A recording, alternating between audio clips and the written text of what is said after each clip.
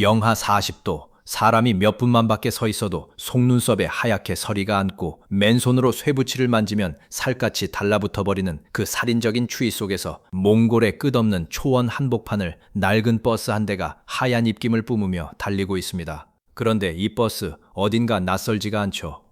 옆면에는 지워지지도 않은 채 선명하게 남아있는 글자, 신촌교통. 대한민국 서울 어딘가의 골목을 누비던 마을버스가 어쩌다 지구 반대편 몽골 벌판을 달리고 있는 걸까요?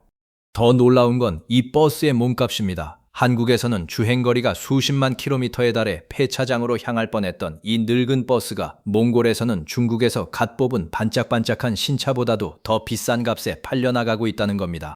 세상에 이런 일이 있을 수 있을까요? 중국은 세계에서 가장 저렴한 버스를 찍어내는 나라이고 일본은 수십 년째 내구성의 대명사라는 명성을 지켜온 나라입니다. 그런데 몽골의 버스 기사들은 국경 바로 옆에 붙어있는 이 두 강대국의 버스를 마다하고 오직 한국의 중고 버스만을 찾습니다.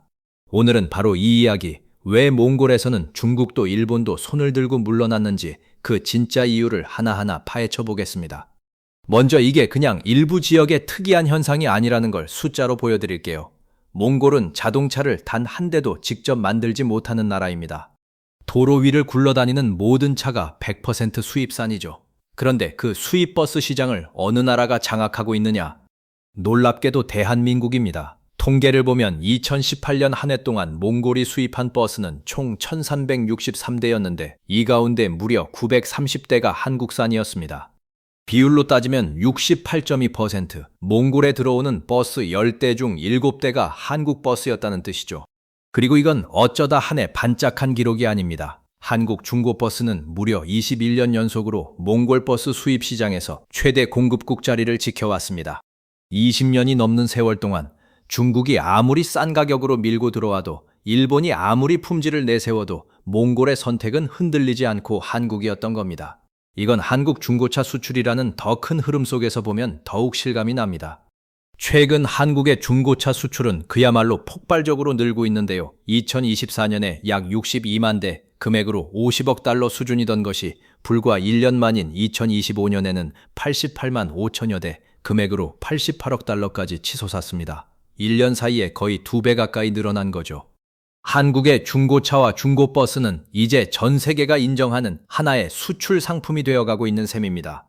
그리고 그 오랜 단골 시장 중 하나가 바로 몽골인 거고요. 그렇다면 도대체 왜일까요? 그 첫 번째 이유는 몽골이라는 나라의 상상을 초월하는 환경에 있습니다. 우리가 흔히 몽골 하면 푸른 초원과 게르, 말을 타는 유목민의 낭만을 떠올리지만 자동차 입장에서 몽골은 그야말로 지옥과도 같은 곳입니다. 겨울이 되면 기온이 영하 40도, 심할 때는 영하 42도까지 뚝 떨어집니다. 이 정도 추위가 되면 기계에는 아주 치명적인 일들이 벌어지기 시작하죠. 디젤 연료가 젤리처럼 굳어버리고 배터리는 힘을 잃어 시동조차 걸리지 않습니다.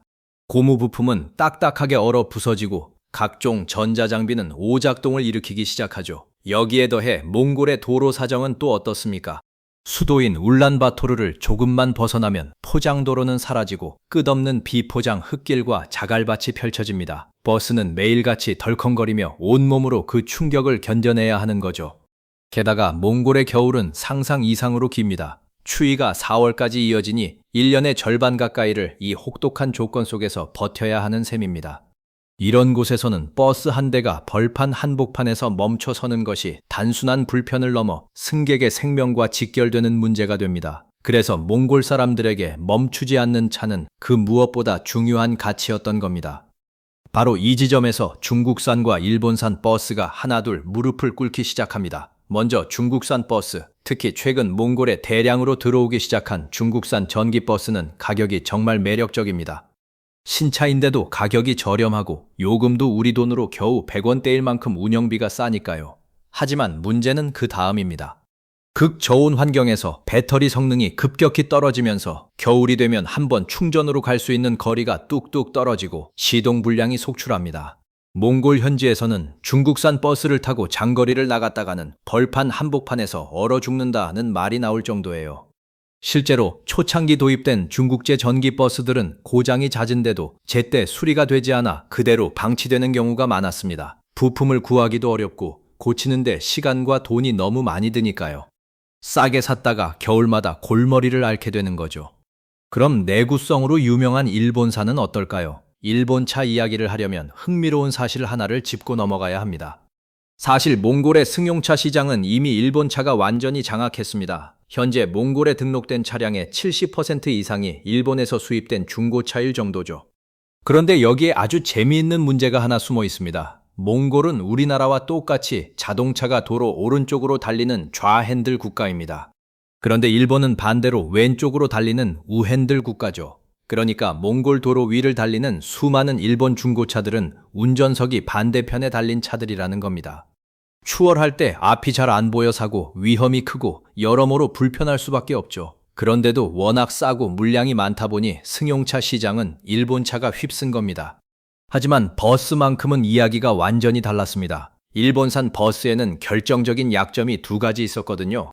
첫째는 가격입니다. 너무 비쌉니다. 공무원 한 달 월급이 우리 돈으로 몇십만 원 수준인 몽골에서 일본산 버스의 높은 가격은 감당하기 버거운 수준이죠. 둘째는 부품과 정비 문제입니다. 일본 차가 아무리 튼튼해도 한 번 고장나면 부품을 구하기가 어렵고 그 부품값도 만만치 않습니다. 결국 사고 나서 오래 굴리려면 돈이 계속 들어가는 구조인 거죠. 대량으로 사서 매일 수백 명을 실어 나르며 최대한 오래 굴려야 하는 대중교통 버스에는 일본 차가 어울리지 않았던 겁니다. 이 모든 조건을 놓고 봤을 때 몽골 사람들의 마음을 정확히 파고든 것이 바로 한국의 중고버스였습니다. 한국 버스는 애초에 사계절이 뚜렷하고 여름엔 푹푹 찌고 겨울엔 매섭게 추운 한반도의 기후 속에서 굴러온 차들입니다. 다시 말해 이미 혹독한 환경에 단련된 몸이라는 거죠. 게다가 한국의 시내버스는 매일같이 수백 명의 승객을 태우고 도심을 쉴 새 없이 오가며 정차와 출발을 하루에도 수백 번씩 반복하는 극한의 운행을 견뎌낸 차들입니다. 그렇게 십수년을 버텨낸 차라면 그 내구성은 이미 실전에서 검증이 끝난 셈이죠. 우리에게 익숙한 대우버스 BS106이나 현대 에어로시티 같은 모델들이 바로 그 주인공인데 이 튼튼한 버스들을 몽골의 혹한과 비포장도로에 던져 넣어도 좀처럼 멈추지 않았습니다. 이게 바로 몽골 기사들이 몸으로 직접 겪으며 확인한 사실이었습니다. 그리고 여기에 결정적인 두 번째 이유가 더해집니다. 바로 총소유 비용, 그러니까 차를 사서 굴리는 데 들어가는 전체 비용입니다.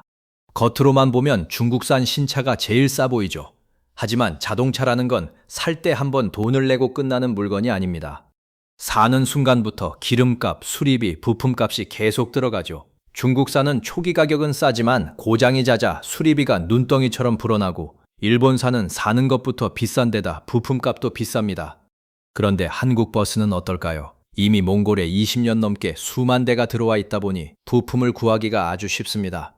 같은 모델이 워낙 많으니 고장난 버스 한 대에서 멀쩡한 부품을 떼어다 다른 버스를 고치는 것도 가능하죠. 게다가 몽골의 정비공들은 오랜 세월 한국 버스를 만져오면서 이미 손에 익을 대로 익었습니다.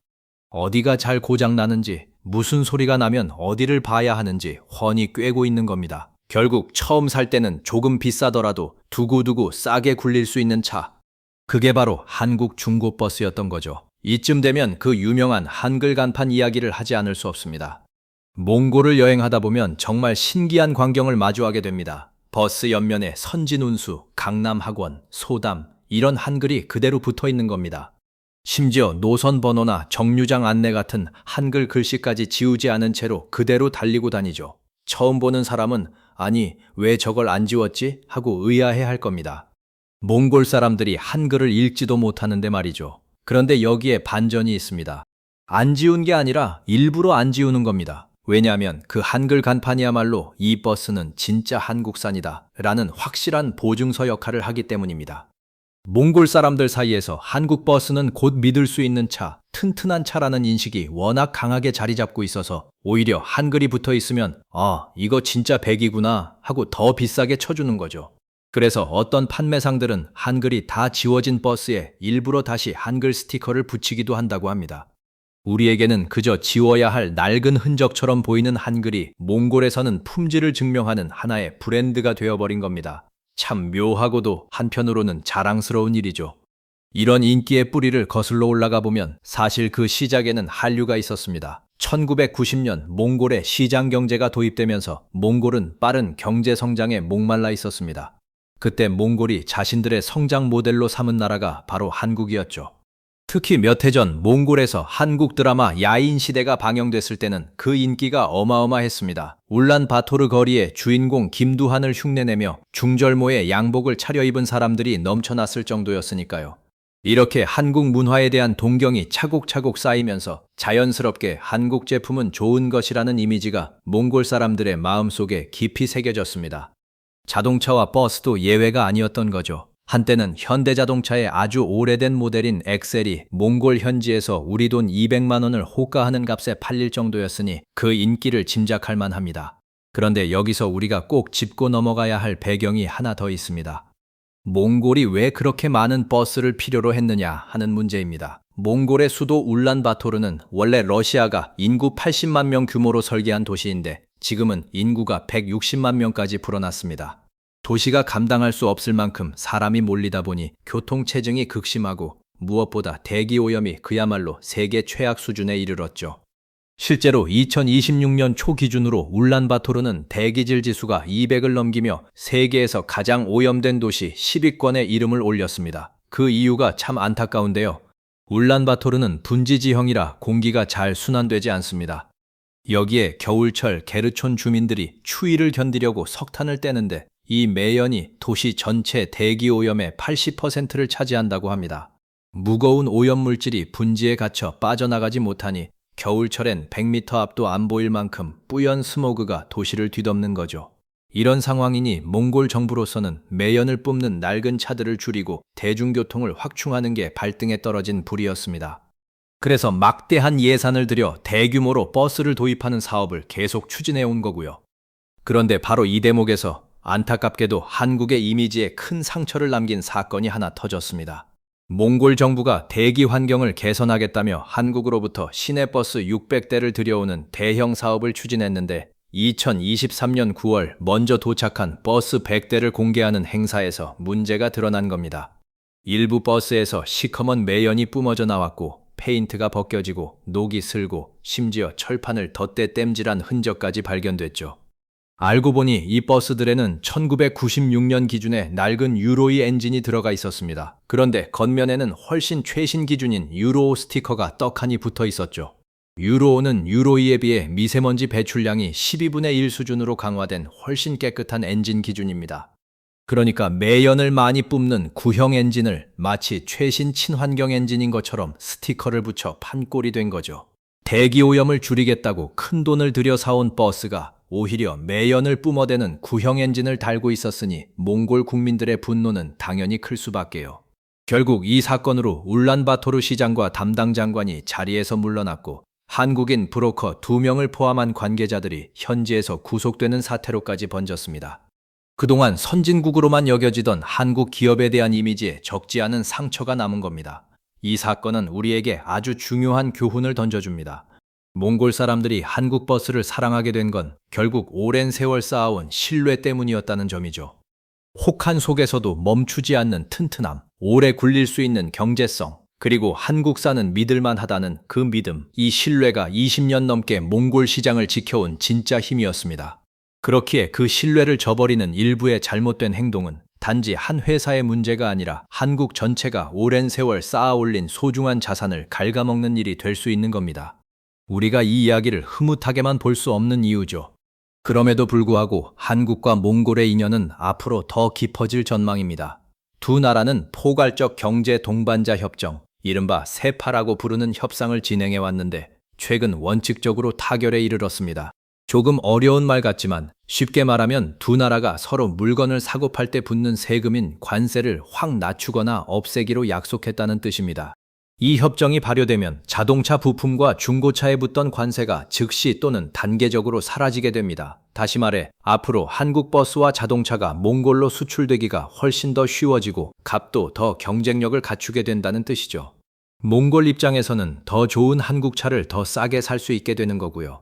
자원이 풍부한 몽골과 뛰어난 제조 기술을 가진 한국이 손을 잡으면서 두 나라의 협력은 이제 버스를 넘어 배터리, 전기차, 신재생 에너지 같은 미래 산업으로까지 확장될 가능성이 활짝 열리고 있습니다. 자, 이제 다시 처음의 그 장면으로 돌아가 볼까요? 영하 40도의 몽골 초원을 신촌교통이라는 한글을 단 채 하얀 입김을 뿜으며 달리고 있는 낡은 버스.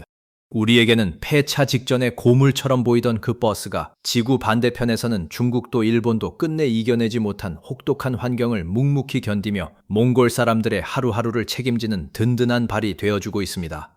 그리고 그 옆면의 한글은 지워야 할 흔적이 아니라 오히려 자랑스럽게 내걸린 품질의 증표가 되었죠. 값싸다고 다 팔리는 것도 아니고 최신이라고 다 이기는 것도 아니라는 것.